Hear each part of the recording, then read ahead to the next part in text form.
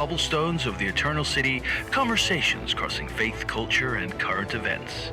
Civil discourse, civil debate, and the free exchange of ideas. This is Intersections with Bree Dail and Joey Meugniot. And now your hosts, Bree and Joey.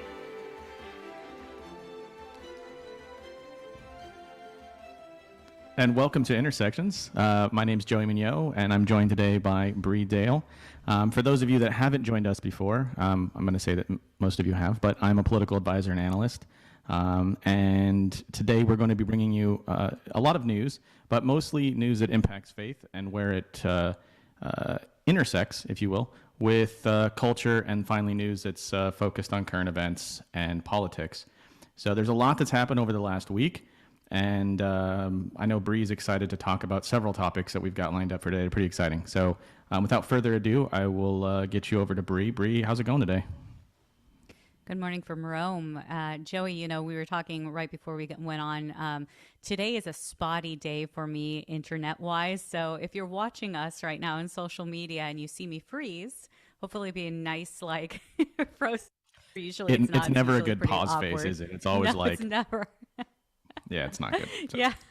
We'll keep you posted and please forgive, push through it. We'll let you know. Yeah, we'll let you know. And hopefully I'll be still online because we have this nifty connection to overseas through the internet. And hopefully we'll be still online and speaking. But Joey's got this. He's got fast internet. Hopefully I'll be having fast internet in the next week or so. But I'm Bree Dail. I am an accredited journalist here in the Holy See, and I am the Rome correspondent for the Epoch Times. You can also find me on National Catholic Register, the Catholic Herald, and other Catholic outlets. And hopefully we'll be expanding that, just going out to secular press. We think this is the way to go to kind of bring the story, the intersections between faith and culture and current events to a larger audience, which is really the necessity in these days, to speak the truth with love. So just like Joey was saying, our show is broken down into 3 themes: news impacting faith, connecting that news to impacting culture, and finally focused on current events. And usually we kind of flip it around and really focus on politics. And if we can get time and we have something really interesting about culture, we'll bring that in as well. So Joey, as you began to introduce, I'm going to be talking a little bit about some of the news coming out of the Vatican and out of the church this week, and we're going to deep dive into one specific. So overview. This week, in this show, we're going to be talking about what happened with the USCCB, the United States Council of Catholic Bishops, Congress of Catholic Bishops, synodality, meeting in the decision and the responses from this decision, this really pretty surprising majority that voted for a document on the Eucharist. And then fake news coming out of the Vatican in the last few weeks really had a backlash, saying that President Biden was going to meet with Pope Francis. That didn't take place. And what happened behind the scenes and some of the things that have gone on since then. And then the NATO summit. What happened there? We're going to break that down. And did you hear that the Ukrainian president tweeted out in real time and there was a response from the State Department in real time? That was really interesting. Grab some popcorn. And then President Biden met Vladimir Putin. What was that about? And what's happening in the free press in Hong Kong? So this is what we're going to be talking today about for Intersection. So first, news impacting the church. So Joey, the USCCB had a meeting in the last week, and there has been such a buildup to this meeting. Was the USCCB going to speak about the Eucharist, and especially about politicians and influencers, public influencers, being able to receive the Eucharist if they are also promoting things that are contrary to the Catholic Church, specifically abortion, but it can be LGBTQ marriages, unions. It could be all sorts of things. If they are speaking out and promoting it in legislation in the public sphere, are they permitted to receive the Eucharist? So, of course, this was really built up. We heard from the Vatican some news in May about this, and we'll go over that in a moment. But it is interesting. The Italian press has really jumped on board on this, and especially we've seen some interesting headlines out of the Italian version of the Vatican News. So maybe putting some messaging, subliminal messaging out to individuals in the Catholic world, and then lots of eyes were on this as well, coming out of the National Catholic Register and CNA. Under EWTN, and just for transparency, I write with them on occasion, and so it is interesting. We have to self-police. They ended up promoting for quite some time that President Biden was going to meet the Pope before he went on to meeting Vladimir Putin, and that was not correct, and there was some interesting things that happened behind the scenes. But before we begin, Joey, what did you think about first the lead up to the USCCB story, and then what I tweeted out with response to New York Times getting involved? So I think that there's a lot of information that came out, and they had really high expectations. A lot of people were expecting something from it, and they did get something out of it. There was a statement that they put out, and they voted on some things. But what it reminded me of, I don't know if you've ever seen The Lord of the Rings, but No.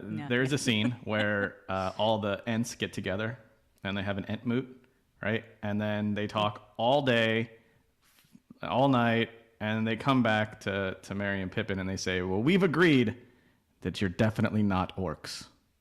And that's kind of what I felt like the USCCB put out. They talked and talked and talked, and they voted to compose a document that we don't know what it'll contain. We don't know when it'll come out. We don't know when they're going to talk about it again or vote on it again either. So that's really what it felt like to me. We do. It will be the next. It could be November. It could be synod, November. It'll be November. Yeah. Yeah, it could be November. What I find really interesting, Joey, is that so a lot was going on behind the scenes. We've got this story that President Biden went to Mass in England. And, we heard about that. We spoke about that last week and how that shut down the parish. And, of course, he does that. He does that. And hopefully it's out of, a real sense of obligation, a desire to receive, communion. But it tends to often be with these politicians that they make a show of it, whether it is President Biden or Nancy Pelosi, and in key times. And it does seem that there was a lead up to, he knew that the USCCB was meeting. We knew that there was a group of pretty well-known bishops and cardinals who signed a document led by Cardinal Gregory of Washington, D.C., against even putting a document like this together. And what I find really interesting is that back in May, and you and I spoke about this, back in May, the Vatican, one of the cardinals, one of the leading cardinals, Ladaria, he sent a letter to the USCCB saying that you need to come to some kind of majority, or even a unanimous, but a majority statement in these things. These things have to take time and whatnot. Now, I want to kind of back up and say there have been individuals who in the past week have retweeted a video that is over 10 years old, probably 20 years old, of the head of the Congregation for the Sacraments and the Liturgy at the time. That's not the official title of it, but Cardinal Renze of Nigeria, who is known to be very traditional leaning. And he was asked in the United States whether or not politicians who embrace these things should receive the Eucharist. And he said, why are you asking me? You can ask a child this who's preparing for their first communion. Are you allowed to do this? And I spoke to Cardinal Renzi a few days ago on this very topic because he was saying Mass at St. Peter's. And he said, I wasn't the first one to say this. St. Paul said it. He who drinks and eats unworthily eats and drinks to his condemnation. So this has been an overwhelming teaching of the Catholic Church, since the church was founded, and yet there's still a discussion on this. We're going to have dialogue on this. So what I find very interesting is that the Vatican weighed in, and that was back in May. It was like May 7th, Joey. And then strategically, we ended up seeing a day before this meeting began, the New York Times come out and report on this as news, as if somehow the Vatican had issued something else, another document, another directive. In reality, that wasn't the case. And as soon as the decision was made, New York Times went out again and engaged. And so did the Italian language version of Vatican News. And it's very interesting. If you go back and you take a look at the cache, they changed the title of this of their report on the bishops making a decision on this, because I don't think they anticipated. Joey. Well, yeah, the alternative headline could have been Vatican announces water wet, ice is cold, sun is hot. It wasn't right. They voted, I think it was 168 to 55 or something around there, something like that. And the response from those who disagreed with that water is wet statement was a lot of people on the left that think that abortion should be legal and that we shouldn't do some of these things. And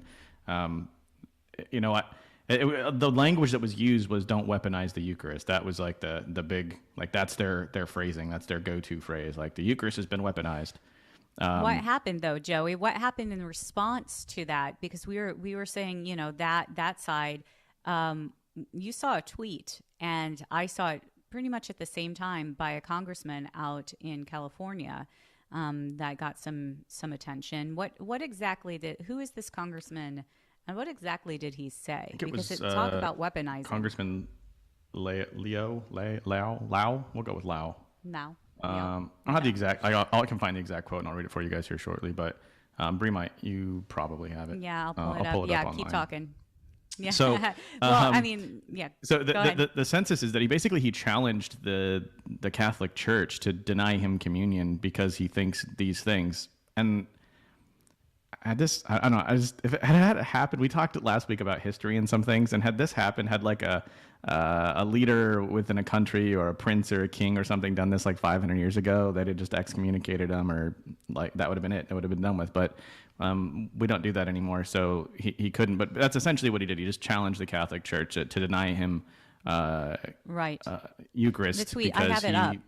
Oh, yeah, go ahead and read it. I have it up, Joey. And so this was in response to a report that it said, the Catholic Church considers contraception, assisted human reproduction, and divorce and remarriage, which it views as adultery happening every single day, as sin on a par with abortion.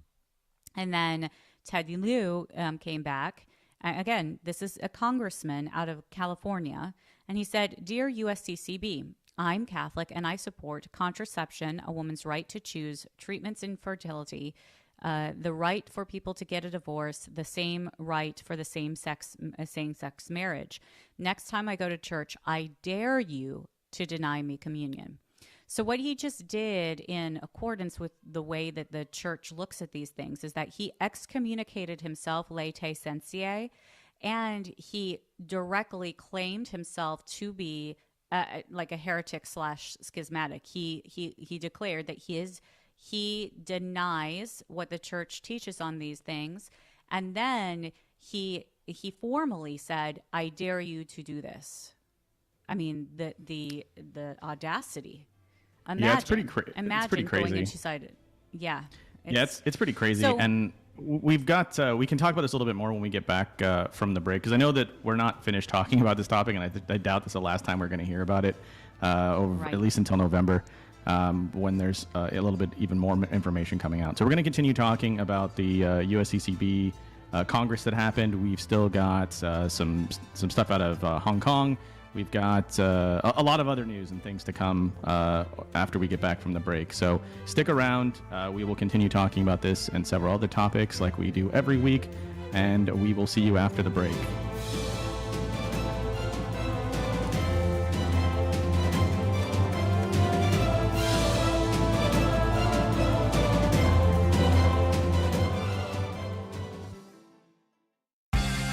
Often, when confronted with the apostles' claim that Jesus rose from the dead, people ask if they made it up. And it's a reasonable question. So, did they? I don't think so, and here are a few reasons why. First, the early Christians had nothing to gain and everything to lose in lying about Jesus' resurrection, which makes their testimony credible. As Paul argues in 1 Corinthians 15, the only outcome for him lying is persecution and death. How does that serve as motivation for a lie? Second, the gospel writers include women as the first witnesses. This is a big no-no if you're trying to fabricate a story in first century Judaism. According to the first century Jewish historian Josephus, the testimony of women wasn't considered reliable at the time. So, there's one thing we can be certain of. The apostles weren't lying about Jesus' resurrection. I'm Carlo Broussard with a ready reason for Catholic Answers, Catholic.com.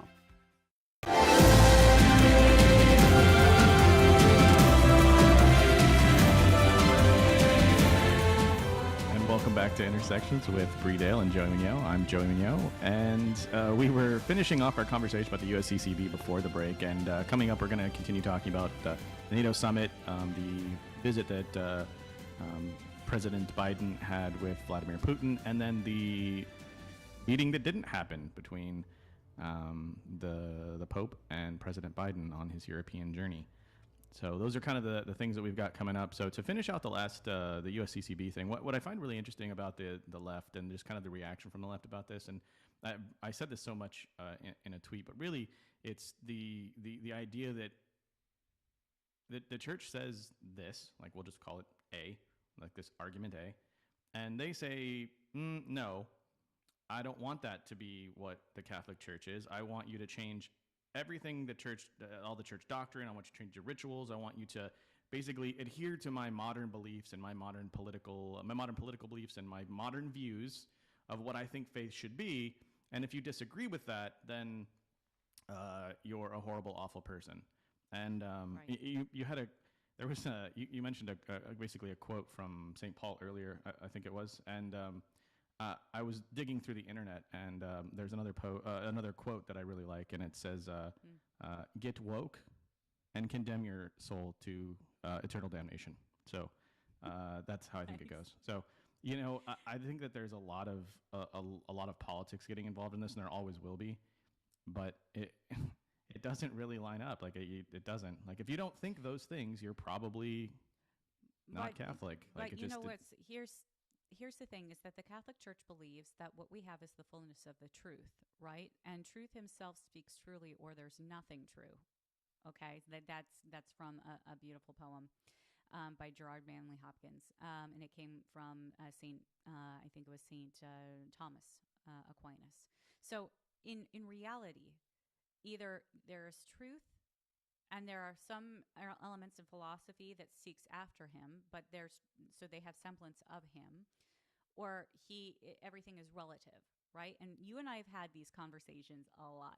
My truth versus the truth, right? So what I find in this tweet was, my truth says I believe in these things, but I call myself Catholic, and I dare you, those who contradict my truth, to not allow me to receive communion, right? Well, it feels like the same logic about the whole I can identify as whatever I want to identify as. Like they identify as a Catholic, but they don't do or say any of the things that Catholic believes. Are you really in reality? So this is where it comes, Joey, into the elements and why it's so important. If there's one side will say we represent truth with a capital T. We serve truth with a capital T. The other side says there is no truth. What is truth? My truth is just as relative as your truth, right? And so I don't think any of these individuals who are fighting against the Catholic Church are saying that we can't hold our truths to, however, we're just bigots and homophobes and all that kind of stuff. But they're not saying that we can't, but their intent is we just can't impose the truth, the fundamental substantive truth on them because they disagree with it, right?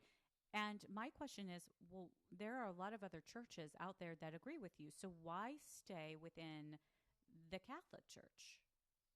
What's the point? And again, it's because you're kicking against the goad, so to speak, right? We want to change fundamental truth. We want to change that. It should not exist. And this is an emotional reaction to things. This is not based off of any factual data. It's not based off of anything factual.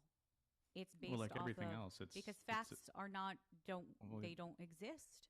Well, yeah, it's most arguments when it comes to critical theory or a lot of things. It's they're making an emotional argument to try and make you feel bad and make themselves feel better. That's really what it's about. It's not about being true or right. It's just Which should say that is not the way that we should argue in return. Because if you do that, then it's just two sides fighting where you're never going to end up having a solution. There's never going to be civil debate because it's not based off of anything that, and you and I have had that conversation too before you became conservative, when you were working as a Democrat. You saw that breakdown of logic and reason to just this emotional, visceral reaction. And that's exactly what I see in these reactions. You're never going to change those people's minds because they already believe that there is no truth. It's kind of like Pontius Pilate said, what is truth? Well, that's the ultimate question, right? So, and that's why, whenever I hear someone say my truth, I mean, you mean your opinion. Your opinion is this. Your opinion. So that's really what it boils down to. So speaking of people that don't get along too well, or two countries that don't get along too well, amazing segue. Vladimir Putin and Joe Biden, not to kill that conversation, but I feel like we've got some other topics, so we can keep going on that one forever. Yes. So Joe Biden met with Vladimir Putin, which is a really interesting juxtaposition, just their body language, the whole meeting, the timing of it, after he had the NATO summit. And the only really big thing that came out of the NATO summit, which was interesting considering that he then later on met with Vladimir Putin, was the Ukrainian thing that you mentioned at the top of the show, which is that the Ukrainian president said, hey, we're going to be admitted to NATO. And everybody was like, whoa, no, you're not. Which I think in hindsight now was, well, I think now in hindsight it was I think it was posturing because there's money involved in a lot of other things. Because then he went on to meet with Vladimir Putin, and they used that as part of the negotiation to get Russian troops to withdraw from the Ukraine, or not. It's not right. So I do see it was kind of 4D chess a little bit by potentially Biden saying behind closed doors because this is such a black eye to the Ukrainian president, because he came out officially and saying like this full on, declaration of saying, oh yeah, we're thanking you for allowing us to come in. And supposedly similar language was used to try to negotiate with Russia before responding to Georgia, the country of Georgia. And I think this is really dirty in the way of diplomacy, because if the Biden administration behind closed doors said, yeah, we're going to bring you in and you're part of the team and, you're going to be part of NATO, and then came out and denied this right before they were meeting with Putin. I mean, to me, this was, I'm sure, in Russia, in the Kremlin, things went nuts when they saw the tweet out. And it was interesting because I think it was New York Times again, was sitting right next to the Secretary of State and said, what's this that we're hearing about? And they never really made an official statement, but they did say, yeah, this didn't happen. So, one of the things that I think, if we can step back for a second, because this was actually a really big story, was the non-story, the fake news story that right after the NATO summit and right prior to going out and meeting Putin, it was said, it was rumored that the president was going to come to Rome and meet Pope Francis, which is interesting considering what was going on with the USCCB during that time. So people are saying like, oh, he's going to have mass and he's going to receive communion. This was what was being said, and the full week before. And it seems that the National Catholic Register / CNA EWTN was reporting this from anonymous sourcing. They had heard it in Washington, D.C., supposedly, some of that being responded to by, anonymous sources in the Vatican. Yes, this was happening. And so 3 days prior, behind the scenes, the press pool of the Vatican, people started asking, okay, so where is this on the schedule that the head of the United States is going to meet the Pope? Because we would have known, even if it was going to be a secret behind closed doors meeting, we would have still been notified by the press office, because it's a black eye when two heads of state meet and no one knows of it in the press. That's black eye to those states. So they try to keep that whole idea of transparency. So we would have known about it, Joey. And so we started asking, and we received the response, this has never been on the schedule. He was never going to receive him for a private mass or to meet with him as head of state. And Joey, you and I know with our backgrounds in security, like how long that would take for them to send the Secret Service over and to do sweeps and all the security background. So I find it interesting that that this happened, and the day that it was supposed to happen, Register and CNA were still pushing this out. Now, to their credit, they did update and correct their article later, but they were still pushing this out that he was going to meet them. So disinformation happening with the meetings headed into the meeting with Vladimir Putin. And Joey, I'll let you kind of discuss this. What were your thoughts? So here's as I did a little bit of reading on the whole Russia thing, Russia-Ukraine thing. So Russia's been prepping to send additional troops into the Ukraine, and I think this is a little bit more than that, than just they mixed their wires and did this, right? So let's walk through like a timeline. So Russian troops are Right. They have additional troops that are poised to be moved into Ukrainian territory. There's that. Then during the NATO summit, breadbasket of the of the USSR. That's what was known. The Ukraine was known as the breadbasket of the USSR. It is very valuable to Russia strategically to have Ukraine. Yeah. So Yeah. That's absolutely correct. So the next thing that happens is he announces that they're going to be admitted to NATO, and then they say no, they're not going to be admitted to NATO. Then he meets with Vladimir Putin, and now what's happened after that is, so kind of outside of this whole story, there's security aid money from the United States that's been going to the Ukraine. It was talked about before with former President Trump. And so they had gotten, the Biden administration had doled out a big chunk of it, but they had, not because they were doing anything malicious, this is important to distinguish because a lot of people read this and they didn't read the full story, but the pending, I think it was 150 or 125 million dollars or something, was pending upon if Russian troops moved into the Ukraine, additional troops moved into the Ukraine. So now you've got additional money and potentially the admittance of Ukraine to NATO. So President Biden sits down with Vladimir Putin and he's like, look, this is what I think happened. This is just, I'm kind of reading the tea leaves here and kind of trying to think of all the information that's available to us. And there could be some other things we don't know about. But what we now know is that Russian troops are no longer planning to go, additional Russian troops as of today aren't going to be moving into the Ukraine. And the money that's set aside, it's earmarked for Ukrainian security in the event that Russian troops move in, is still being held there and still being done. And Ukraine isn't going to be a member of NATO, but I think that's a card, right? So Right. if they said, hey, we're going to move troops in, they say, fine, we're going to release the money. And they say, hey, okay, fine.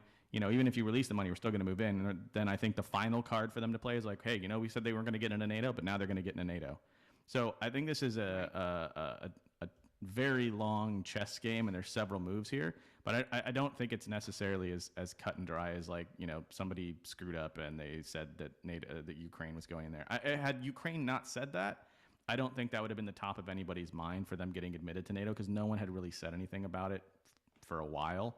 about them getting admitted. So now this was all part of the discussion. But for the president to do that, I just find it's interesting. Is he willing to take a black eye in front of his people to? Well, I think it's an interesting thing. But again, as for his people, Russia's not sending additional troops in. That's the win. Right. So right. You can bluff, but he still won. At the end of the day, there's no more Russian troops moving to Ukraine as of today. And they still have the opportunity to get into NATO. And should they move in, they're going to get the extra money from the United States that's been earmarked for Ukrainian security. So I think that it's a little. I think I concur with you. I could see where you're coming from logically, and I think it's a good assessment. There's still more than a few cards that can be played during this time, and it is. I mean, it was being done in real time. It was world stage. This was interesting. It was an interesting time. Now, Joey, we want to make sure. I don't know if our producer is able to listen, because I know that within our current, within their office, they've got guests. But we had a few sound clips from Biden, and this is one when he was being asked about the USCCB. I want you to listen because there were a few clips from Biden this week that were really concerning, and then we can talk about the other one where he yelled at the press and then came back later. The Catholic bishops are moving on this resolution that would prevent you and others who've supported abortion from receiving communion. Are you concerned about the rift in the Catholic Church, and how do you feel personally about that? That's a private matter, and I don't think that's going to happen. Thank you. The Catholic Okay, so he doesn't really answer the question, and that seemed to be the case multiple times during the trip as well, right? There were times when he was able to speak to the press. He forgot things.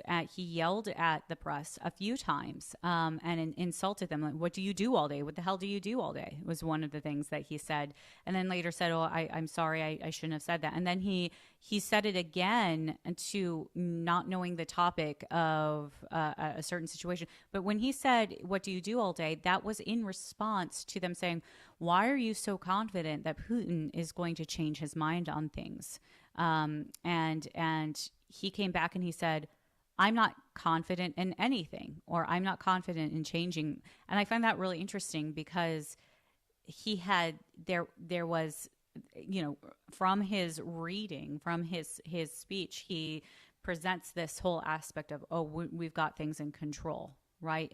But then when he starts to ad lib, he really backtracks. What were some of your assessments? Because I know there were a lot of clips that were played, very similar. So I'm clearly not the biggest fan of President Biden, but to be fair, he did say, "I didn't say I wasn't confident." So he was saying, "I didn't say that," not that he wasn't confident. He just said, "I didn't say I wasn't confident," which double negatives. No, I think he said, "I didn't say I was confident." But I watched it several times. He definitely said what I did. He said what I had just quoted him saying. But like that was the thing. And honestly, the hilarious part of all of that is that at the end of the exchange, when he says, "What the hell do you do all day? You're the press," I was like, wow, moment of clarity for President Biden right there. What are they doing all day? That's the kick in the shins to the press, considering they spend most of their day covering for him. So, it was a real moment of clarity where I was like, "Oh, okay, all right." It's funny because the press is so nice to him, and it's the opposite of the hostile press that President Trump had. But we are starting to see some of that hostility as well. We not are. Hostility, but people are getting tired of the notes. The pre-scripted questions. He only calls on. He only calls on people, and they've already got the questions, and they've already got his answers written out for him. There's not. It's like the illusion of a press conference. I mean, at this point, they might as well just do a QA written statement and call it a day, because they're not asking him questions, and when he does get real questions that aren't on the script, it's not a pretty look. Like, it's not good. It's not. It's ugly. And then he yelled at one of the reporters on the tarmac when they were getting ready to leave. Yes. For someone that is really handled with kids' gloves by the press, and even the irony, but the funny part about all this to me, like what gave me a good hearty chuckle, was that the international press is really starting to notice it, especially because of the G7 Right. and the NATO summit, and then the meeting with Vladimir Putin. They really notice it. The Australian press picked up on it really hard because Which they is were why like, the Italians are very interested about what the Vatican is saying and what the USCCB are saying with response to Putin, not Putin, but with response to President Biden. And you know, it's interesting is you're talking about the press treating with kid gloves and the lack of real transparency. What we're seeing, and this is kind of segueing, what we're seeing, Joey, in Hong Kong right now is, and we hit this often. Why? Because not a lot of people are reporting on it. And so I'm determined as a journalist to continue to report on what is happening with the CCB in Hong Kong. The police in Hong Kong this past week arrested the executives of Apple Daily. You know, and we spoke about Jimmy Lai, who is the Catholic founder of Apple Daily, which is the pro-democracy media outlet and newspaper in Hong Kong. They have now arrested the executives, and they put them in such a dire need that they were scrambling in order, those journalists who were left were scrambling in order to make deadline and to print. And the resistance came back. That morning, early morning in Hong Kong, people were lining the streets to pick up Apple Daily in support of Apple Daily's publications. I am being told reports now are saying that Apple Daily will likely close its doors in the next few days because of this huge crackdown on free press in Hong Kong. This is what the Chinese do. This is what dictators do. And it always starts with trying to promote state-run or state-owned or state-influenced or infiltrated media and shut down any dissenters. Your thoughts? well, this happened a few months ago. This comes after an incident that happened a few months ago, is what I was trying to say. Right. And that's where a bunch of thugs broke into the Apple Daily offices and destroyed all their equipment and destroyed the entire office. Just randomly walked in and started doing that. No, that was and- Epoch Times. Yeah. That was Epoch Times. That was my outlet, actually, that they went into our outlet and in Hong Kong, and it's one of the things that we're worried about is that Epoch also is reporting on what's going on in Hong Kong, and now Apple Daily, which is the largest. Now the police have gone into Apple Daily multiple times and have taken hard drives and computers and whatnot. Yeah, But they raided it. was- Oh, yeah. So it was Yes. the random people attacked Epoch, but then the police. That's who Yes. the police raided Apple Daily. Have happened And multiple journalists are times. being beaten, like followed by pro CCP or CCP thugs, and they're getting physically beaten. Some of our journalists, some of Epoch's journalists in Hong Kong, have been physically beaten by bad actors there. I mean, I spoke with my contacts in Hong Kong because I've been thinking about taking some time and going there, Joey. And you know, there's that kind of risk anyways going there. But I have been told on the ground, do not go, period. If you are free press, do not go, because they are targeting all free press, including foreign free press right now. Well, that's Joe. It's funny because that's how they handle the press there. And I know President Trump and the right get a lot of flack because they're hostile towards the press because the press is hostile towards them. But what I find interesting, and I think it was Rick Grinnell yesterday, the former acting director of national intelligence under President Trump, he posted I think it was him. He posted an image from a New York Times article, and basically what the New York Times was shilling was basically Chinese Communist Party propaganda that said that the vaccines in China are doing so well, and they really got a hold of all of this very, very well. They did everything right because they have a strong single authoritarian government that just can get the job done. They're very efficient. They can switch gears so quickly. And like, what? Okay, thanks, New York Times, for your amazing analysis on authoritarianism and dictatorship and the crushing of civil liberties. So I guess, like, when you read these things from New York Times, you read these things from some of the U.S. because then it got picked up by a lot of other people too. You're going to see it on NBC. You're going to see like they use those talking points to make them not seem bad. Like, and then they attack in the United States the right for saying things like, "Hey, the press isn't actually free, and they're pretty biased." And they're like, "Oh, look at you, hate the free press. I can't stand. Look at that attack on the free press." And then we're like, "Hey, well, actually, in China, they're actually beating journalists." And they're like, "No, that's different. That's just a cultural thing that they're doing. So don't pay attention to that. That's not important. What's important is that you send mean tweets."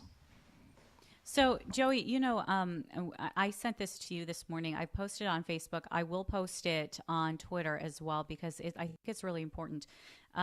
I really appreciate Jordan Peterson. Some people don't like the doctor, and possibly because of some of the suffering that he himself has gone through. But I really like Dr. Jordan Peterson because he thinks, like he goes through and he makes these really logical, critical thinking debate situations take place, and he interviews a lot of very interesting people in his podcast/vlog. Thank you. And he interviewed a woman who her name is Unami Park. She is amazing. This interview is nearly 2 hours long. Every single minute, I was riveted. She is amazing. Grew up in North Korea in the 90s. She escaped with her mom at age 13, only to be sold in China to sex slavery. And she discusses having to go through and learn. And she made herself like physically ill because she forgot to eat, because when she finally made it to South Korea, she's 14, 15 years old. And she's hungry for the first time for knowledge, like education.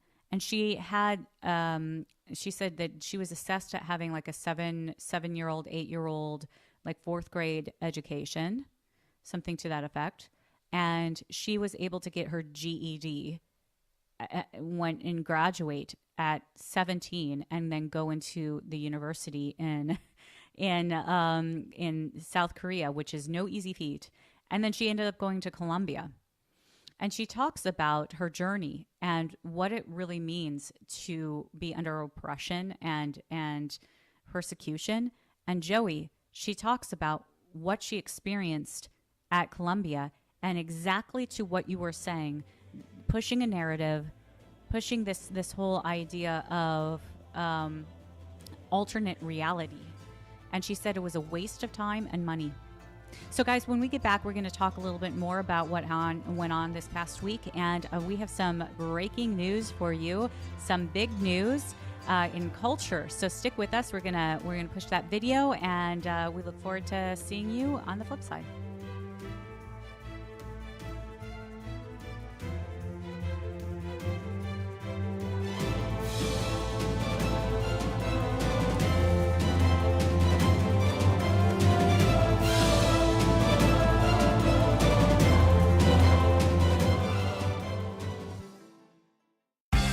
A while back, I had a nice little chat with some Jehovah Witness ladies, and they tried to justify their claim to be Christian by saying the early Christians didn't believe Jesus was God. Is this true? Well, of course not. Let me share a few examples. Take John 1:1, where John describes Jesus as the Word and writes the Word was God. Now, in order to get around this, the JWs translate the phrase as the Word was a God. But this is based on a misunderstanding of Greek grammar. Consider also Colossians 2:9, where St. Paul writes, "For in him," that is Jesus, "the whole fullness of deity dwells bodily." In 1 Corinthians 8:6, Paul describes Jesus as the one through whom we exist. Isn't God the one ultimately responsible for the existence of things? So, contrary to what the JWs think, to be Christian, you must believe Jesus is God. I'm Carlo Broussard with a ready reason for Catholic Answers, Catholic.com.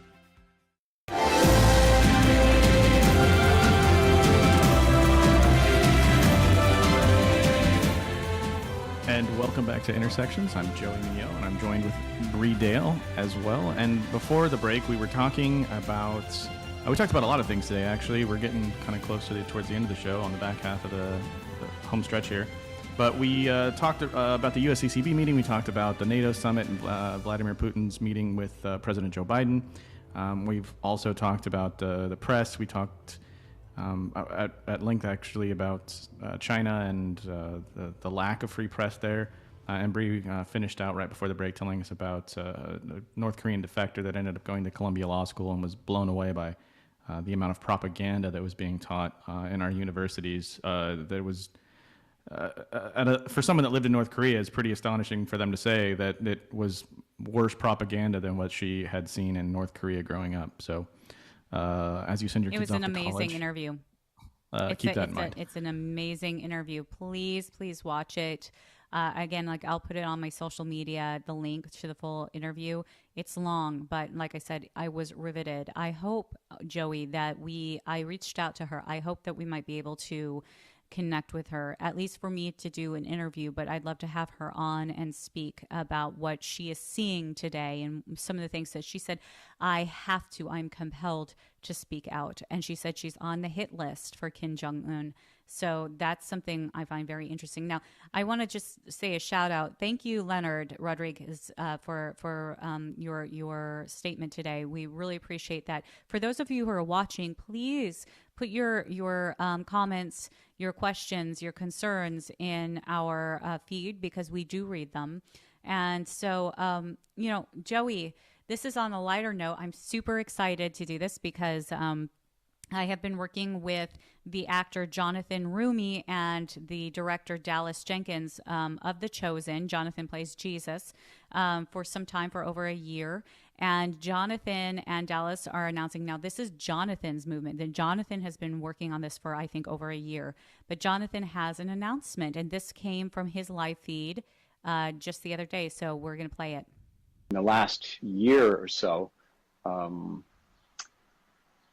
some of you who were at the Young Catholic Professionals Conference, which I spoke at the end of April, may have heard that I also had been honored to begin the process of being inducted as a papal knight, which is basically an order of knighthood recognized by the Pope himself.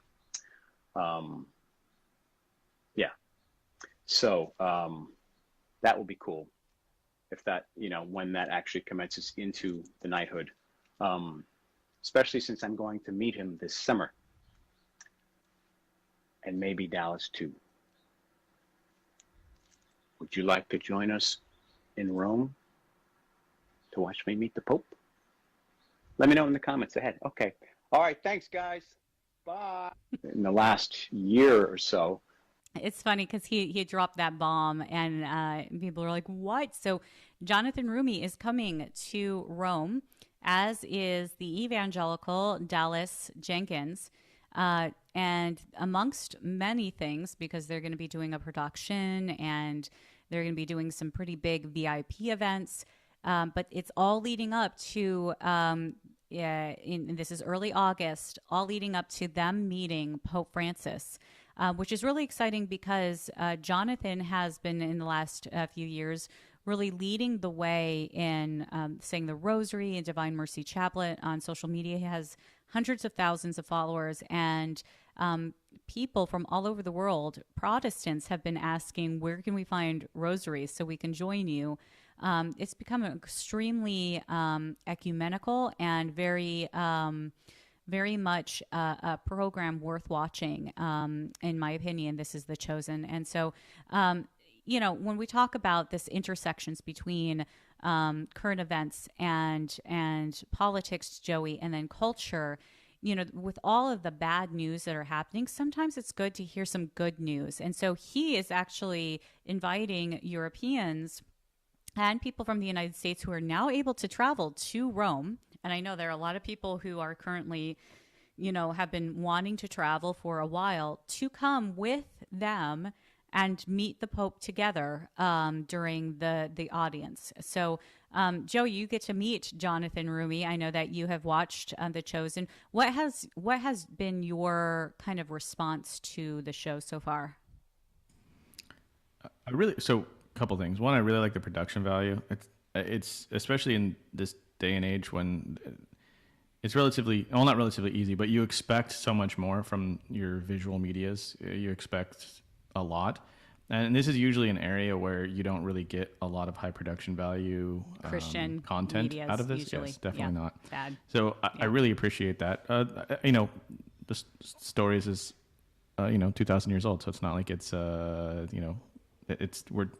telling a story. So it's Right. And they're recounting history and things that happened. So that part is great, and there's a lot of people that have told that story, or told us the history of things that are going on. But to see it done in such high quality with such high production value, the whole show is just really well done, and that's for me what's nice about the whole thing is that I appreciate that. The other what thing I is, like and about it too. Oh, go ahead. Go ahead. Joey. What was your question? Well, one of the things that I found really interesting about this is it should encourage other people to start thinking about bigger products or projects and bypassing the regular avenues of production. I mean, we've spoken about this with like crypto coin, for example, and how that is kind of bypassing the regular investment ways of handling building up a new business. Very similarly, this is the largest Kickstarter project of its kind in history, and it's still being kickstarted, which means they don't have to rely on the regular production companies and all of that red tape in industry. They are literally producing the episodes and sending them directly to their app and also on social media, and it's all free and it's accessible to anyone for free. So it's made this huge splash in throughout the world. Joey, what are your thoughts?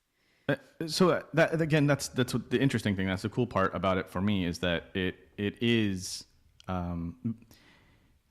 if you make content that is good, then it opens up the door in other avenues for other people to do similar things in the same space, right? So most times nobody likes to be first, right? But what happened is that they got funding. They actually made something that is worth watching, that has high production quality, that tells a story that people want to see done in an exciting and fantastic way.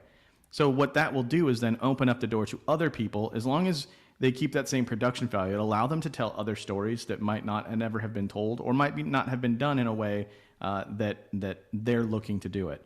So if you're going to do it, like my mom always told me, if you're going to do it, you might as well go all the way with it. So if you're going to do it, you better do it right. And in this case, they did. So we talk about that really with important. And this goes to another cultural issue is that, and I tweeted this out. One congressional candidate from California, Robert Buzz Patterson, who is a colonel retired from the U.S. Air Force. Now, for transparency, I've known Buzz for, I would say, going on 10 years. Buzz and I did a show before I did really anything in the media. We were doing analysis based off of the military and online. And Buzz said, "Hey, I'm going to stop all of this because I want to run for Congress." And I moved on for towards other things in journalism. But Buzz had a verified account on Twitter. It was hacked by bad actors, black hat hackers, who also hacked his email and hacked his other social media.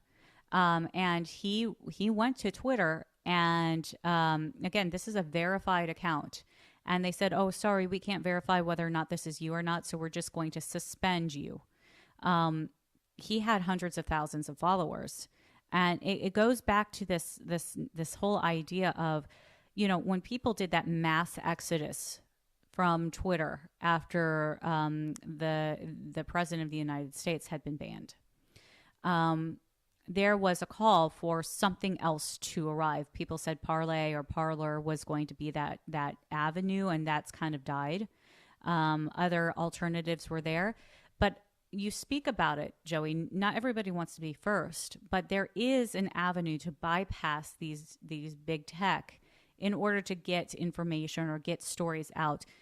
The Chosen has been created. There's an app that you get that you can watch The Chosen online. So what we're gonna be headed towards the end of the show, but what are your thoughts on this? Or is there a hope that we'll see similar projects, not only in video but also in other production, simply by seeing these Kickstarters, because it seems like there's a demand. Well, I think we're going to see a lot more projects like this. I think just between that and crypto and the way the tech space is moving, I think you're going to start to see some more decentralization of a lot of things, which is good for everybody. So yeah, and I loosely been following what was going on with Buzz, and it's crazy that you have a verified account, which means they verified your identity, and now they say that they can't verify your identity, which seems counterintuitive. Right. I bet you if he was a Democrat, this wouldn't be happening. So, but yeah, I know we're kind of running out of time. We've got a few minutes left, but we've talked about a ton of stuff today. We talked about NATO. We talked about Vladimir Putin and Russia's relationship. We talked about the USCCB. We talked about press. We talked about the press in China and their continuing suppression of the press, and we've talked about a ton of things. And the last thing that I thought, since we're going to end on a good note, is since we live in Italy. Italy's playing amazing in the Euro 2020 tournament right now. So go Italy! I'm hoping that they end up winning the cup. Soccer becomes a thing here. Soccer's a way of life. It's a way of life here, and it's actually really exciting, and it's pretty easy to follow. So I hope more people get interested in the game, because it's super fun here. And I know that it's becoming more and more popular in the United States. Yep, so it's pretty exciting. So, Italy's playing incredibly well. They won all of their matches in the group play, so now we're moving on. I've got a few more matches to go in the rest of the groups, and then we're moving on to the round of 16. So if you haven't been watching, it's a great tournament. I highly recommend it. You can usually find the matches on free and stuff. So, but yeah, that's about all we have for this week. So hopefully some exciting stuff happens next week, or this week, I guess, and then before next week. So we'll have some stuff to talk about. I'm sure we'll have plenty. So thank you for joining us this week. It's been exciting, as it is every week. And we will catch you next week for another exciting episode of Intersections with Bree Dail and Joey Meugniot. So stick around and have a great week.